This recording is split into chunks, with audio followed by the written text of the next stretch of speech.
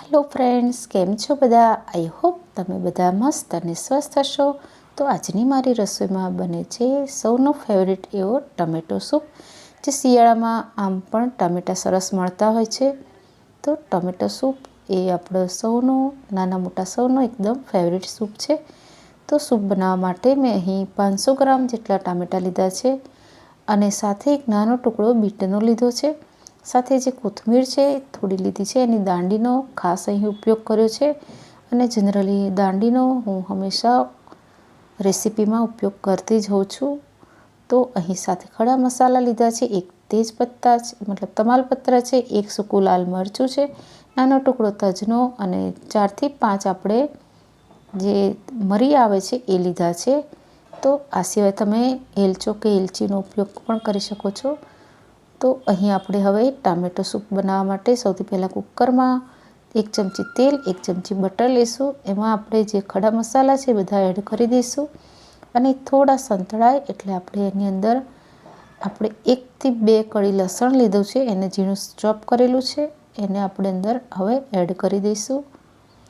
તો લસણ અને સાથે એ સહેજ સંતળાય એટલે ડુંગળી પણ એડ કરીશું. અહીં ડુંગળી મેં લીધી છે, એક નાની ડુંગળી લીધી છે મેં, એને પણ આ રીતે સરસ રીતે અંદર સંતળાઈ જાય ત્યારબાદ આપણે હવે ટામેટાને એડ કરીશું.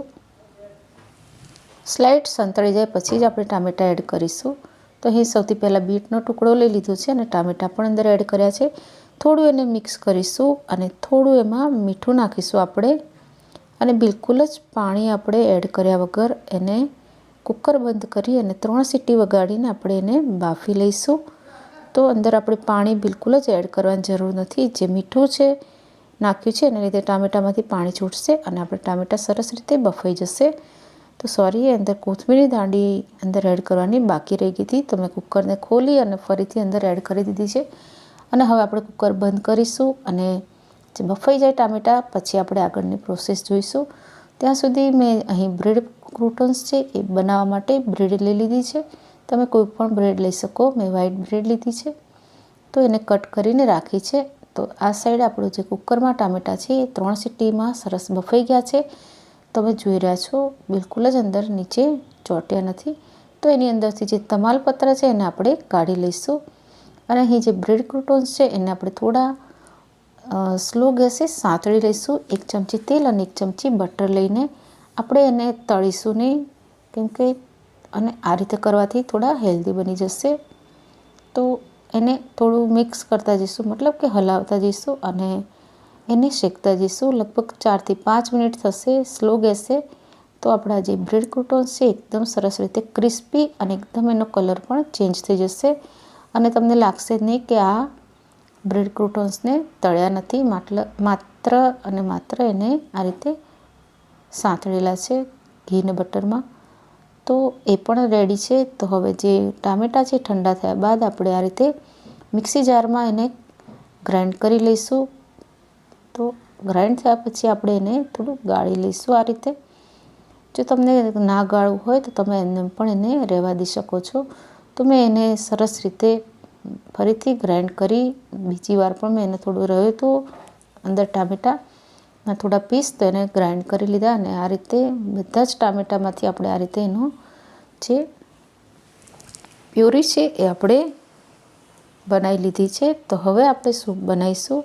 તો પેનની અંદર આપણે ડાયરેક્ટ જ આપણે આ સૂપ છે મતલબ ટામેટાની પ્યુરી છે એને એડ કરી દઈશું.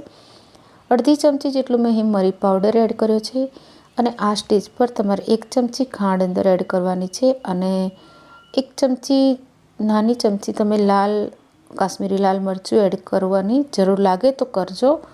અહીં બીટનો ઉપયોગ કર્યો છે એટલે જરૂર નથી લાગતી, પણ અહીં 1 થી 2 ચમચી ટામેટો કેચઅપ અને 1 ચમચી ખાંડ અંદર એડ કરવાનો, કેમકે એ મારો વિડીયો થોડો સ્કીપ થઈ ગયો છે. અને આપણે સૂપને વધારે ઉકાળવાની જરૂર નથી અને આપણને જોઈએ એવી એની થિકનેસ આવી ગઈ છે. બસ આટલું થીક ટમેટો સૂપ હોય તો એકદમ પરફેક્ટ છે. અહીં આપણે કોઈ કોર્નફ્લોર કે ક્રીમનો ઉપયોગ નથી કર્યો, છતાં પણ એકદમ ટેસ્ટી આપણો સૂપ છે બનીને રેડી થયો છે. તમારે ટેસ્ટ કરી લેવાનું, મીઠું ઓછું લાગે તો તમારે થોડું એડ કરી દેવાનું. તો આ રીતે એકદમ નેચરલ અને કોર્નફ્લોર વગરનો આપણો સૂપ બનીને રેડી છે. મેં અહીં 1 ચમચી જેટલું જ અહીં જે ક્રીમ આવે છે એનો ઉપયોગ કર્યો છે, માત્ર અને માત્ર ઉપરથી ગાર્નિશ કરવા માટે.